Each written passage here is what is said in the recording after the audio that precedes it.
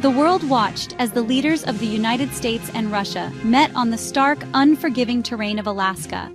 The date, August 17, 2025, will be remembered not just for the high-stakes diplomacy that was on the table, but for the carefully choreographed performance that unfolded before the global media. This was more than a simple summit. It was a critical juncture in a strained relationship, a moment where two global powers sought to project strength, resolve, and dominance. The choice of location itself was symbolic, a place geographically poised between two old rivals, its cold climate a fitting metaphor for the frosty state of their current affairs.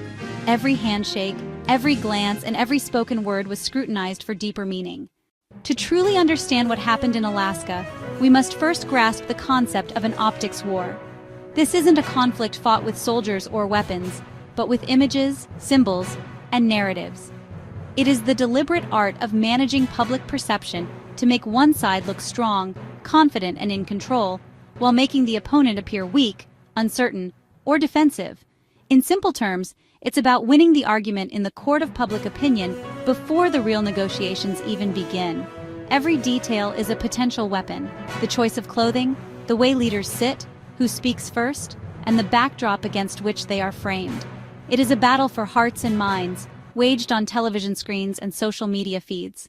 When the doors opened for the press, the visual contrast between the American and Russian presidents was immediate and striking. President Putin entered the room with a deliberate, almost predatory calmness. His posture was rigid, his expression a carefully maintained mask of neutrality that bordered on disdain. He sat with his back ramrod straight, his hands placed firmly on his knees, creating an image of immovable resolve. In stark contrast, the American president appeared more open and characteristically animated. He gestured with his hands while speaking, leaned forward to engage, and offered smiles to the assembled press corps. However, in the context of the optics war, this very openness could be interpreted differently. The Russian strategy for the Alaska summit was a masterclass in calculated precision. It was clear that every aspect of their public appearance had been meticulously planned to construct a specific image of President Putin and, by extension, Russia itself. His team ensured he was always framed in positions of power, often speaking from behind a lectern or a stately table, which added a layer of formal authority. Their message was simple and relentless. Russia is a strong sovereign nation that will not be lectured or pushed around.